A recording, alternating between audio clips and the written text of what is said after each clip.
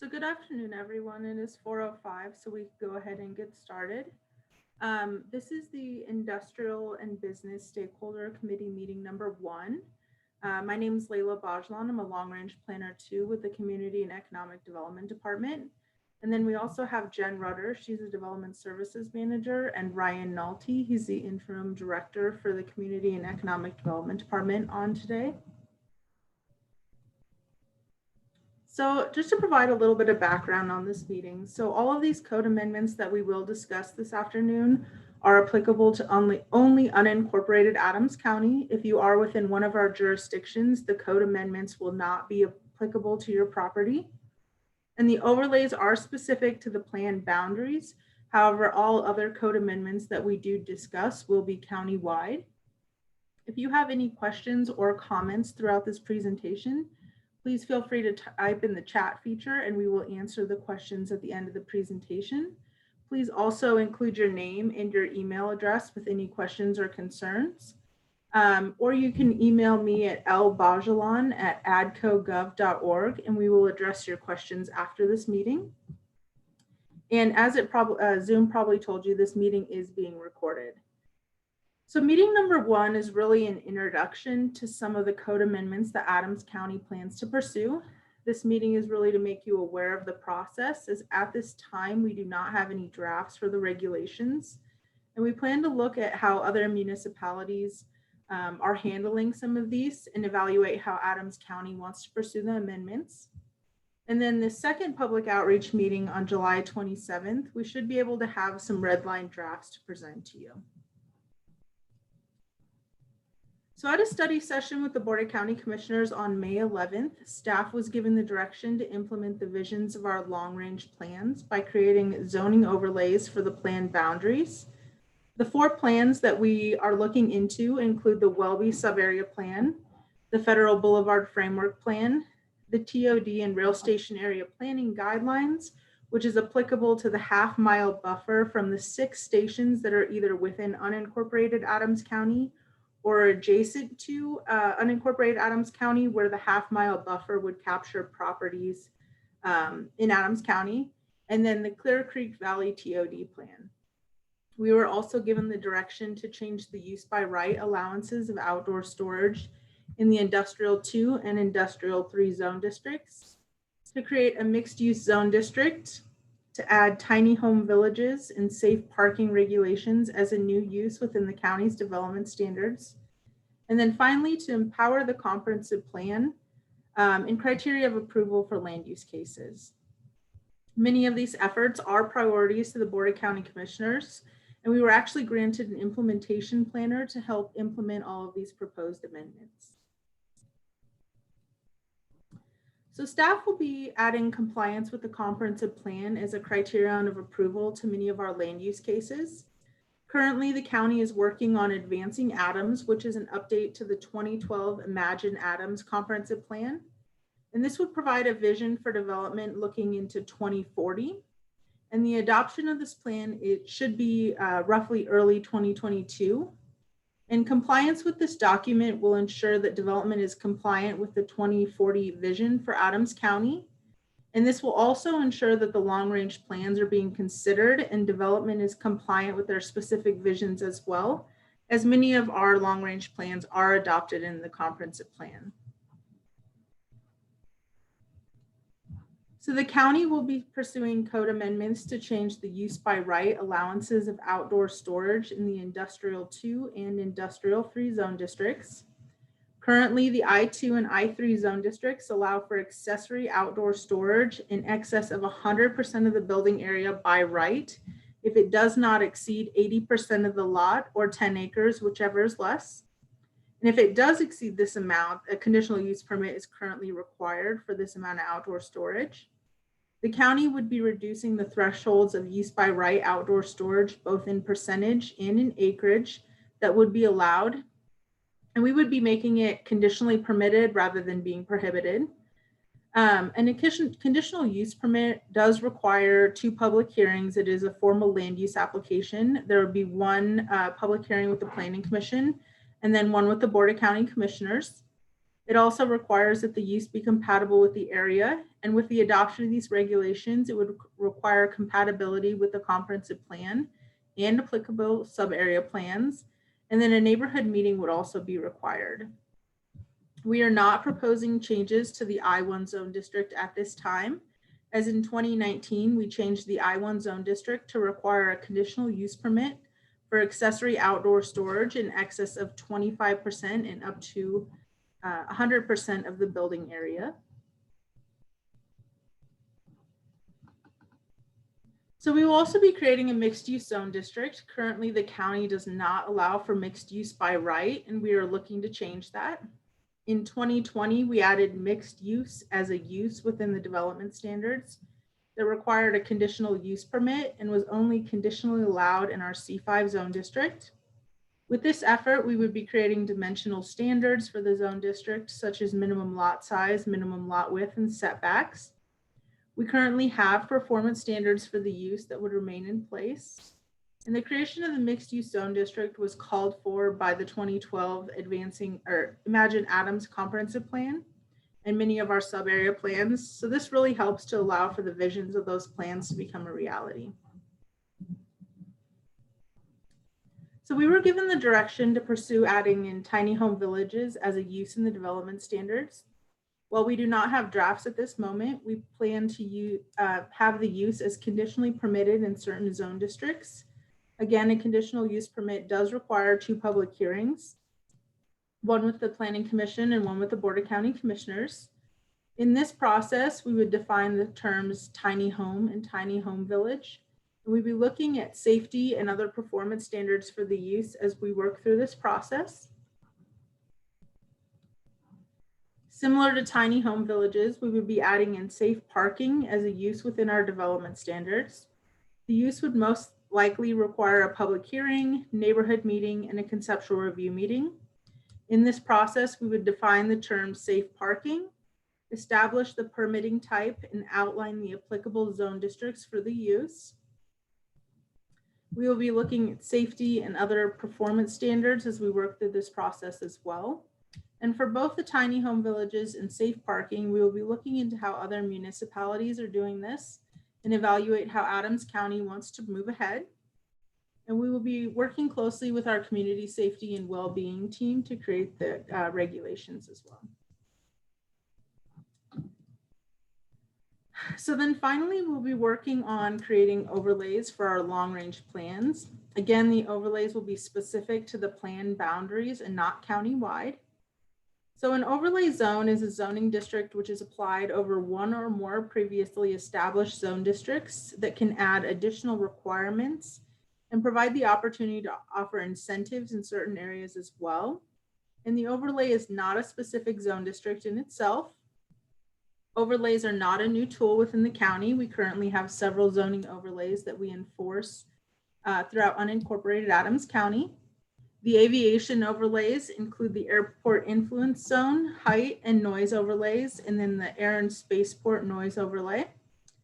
These overlays aim to protect both property owners and airplane activity by requiring aeronautical studies to determine if the development could be a hazard to air navigation. And then some of them restrict the creation of new residential lots or prohibit occupied spaces altogether, depending on the proximity to DIA or Colorado Air and Spaceport. And then we have a flammable gas overlay and to applied to all properties within 1,000 feet from a historical landfill. This requires property owners to get Tri-County Health Department approval and mitigate the effect of any methane gas being released. And then finally, we have the mineral overlay and natural resource conservation overlay. Both aim to protect environmentally sensitive areas and require a natural resource review if one or more acre will be disturbed with the development. So the first area we intend to look at is the Welby sub-area. This plan was completed in 2014.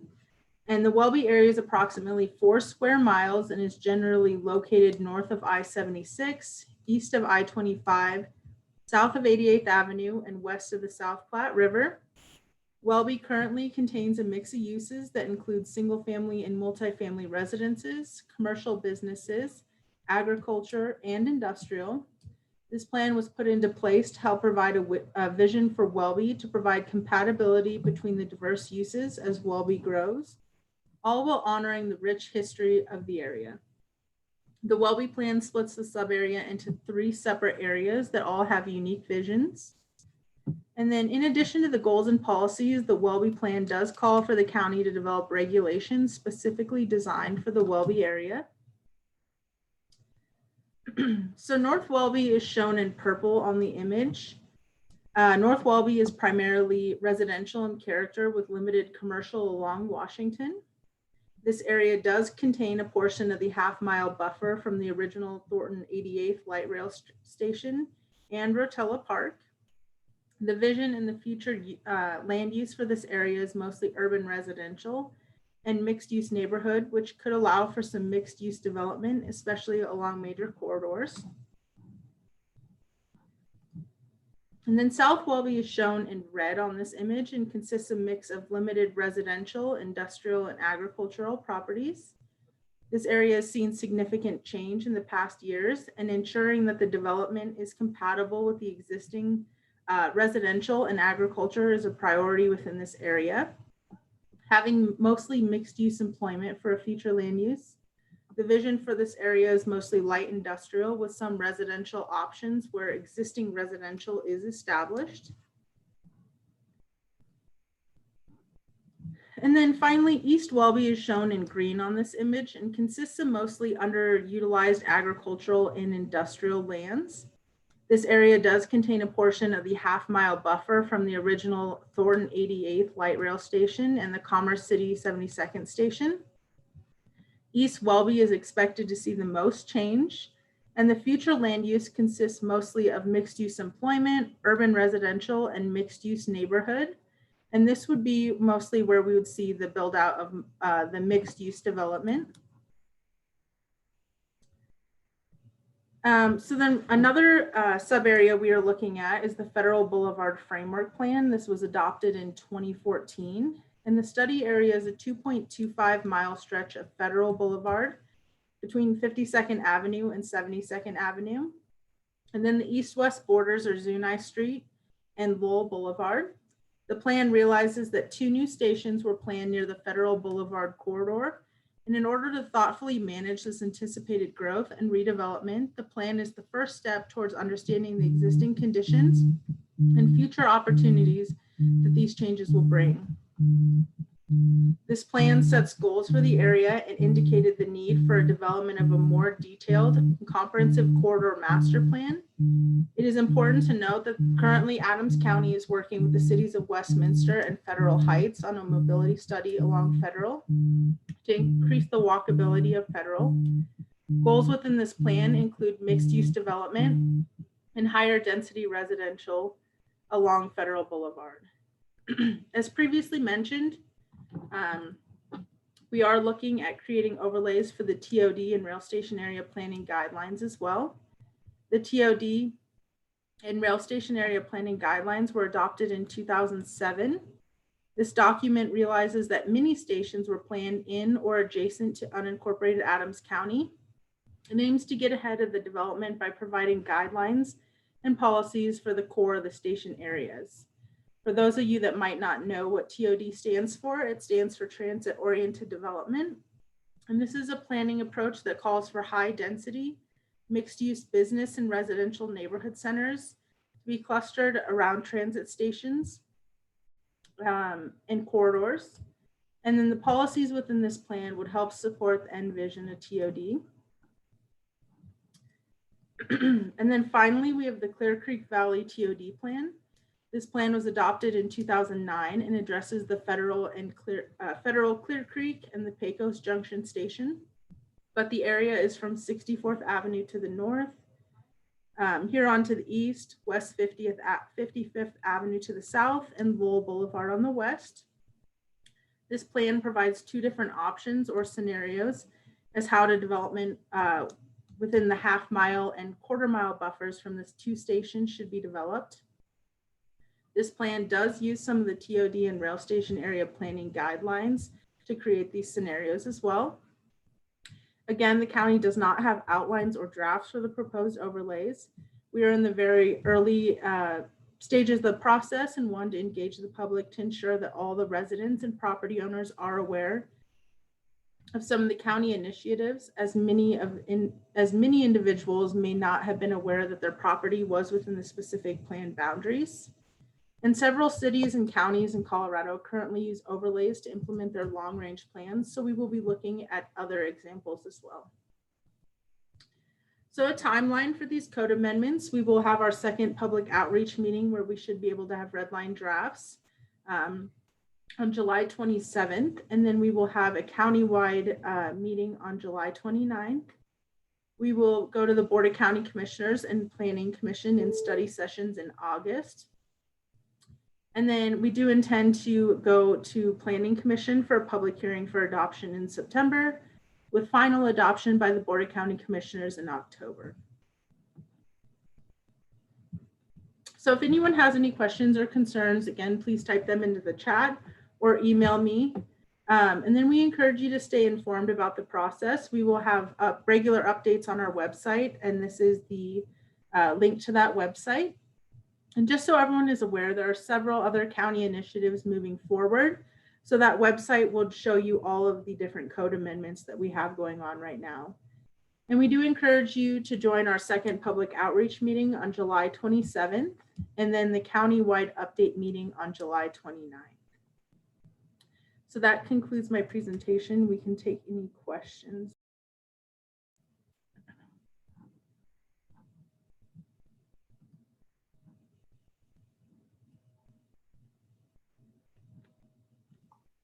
And Layla, if I might, this is Jen Rutter, Development Services Manager.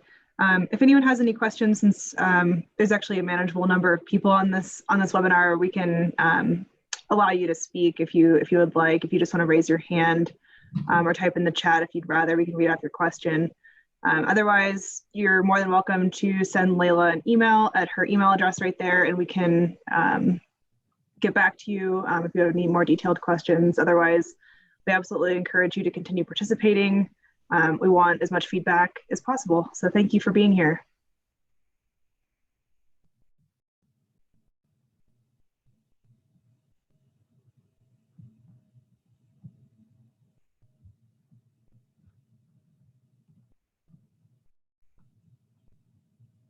All right, one moment.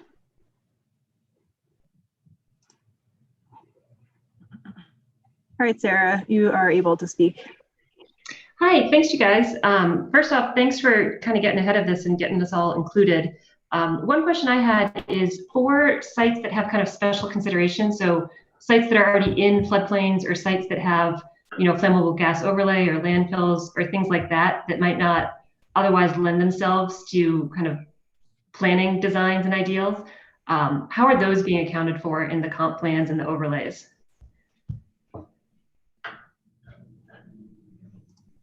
Good question. So I'll take a stab and then I'll pass it over to Layla. But in relation to the comprehensive plan, that's something that we're absolutely taking a look at. We want to make sure that we're accounting for potential future land use that's reasonable, honestly, on some of these more impacted sites, although we do really want to see them developed at the same time. So it's kind of that balance of what's realistic versus, what we would like to see. In terms of the overlays, I will let Layla answer that question. So our overlays would be equal. So if there is flammable gas overlay, you will have to meet both requirements of the flammable gas overlay and the additional overlay that we would be adding. So development will be built out based on the restrictions within both overlays. So it will still take in consideration those challenges on some of the properties.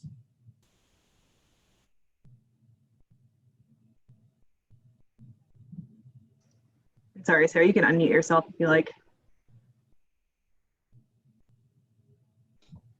Oh, sorry, I'm good. I also have a puppy that might start barking, so best for me to stay on mute.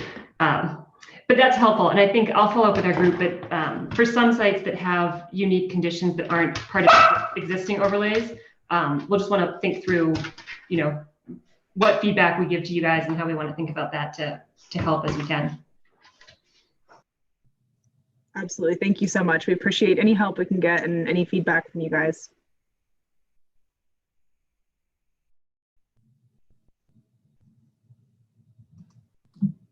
Is there anyone else who has a question? If you want to raise your hand or type in the chat.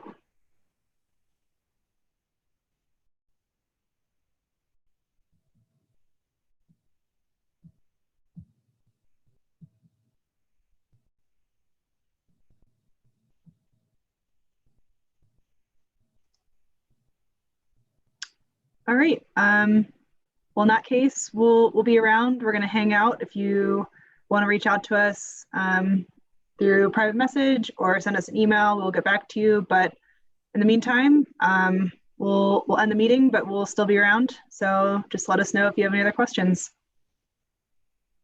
Thank you.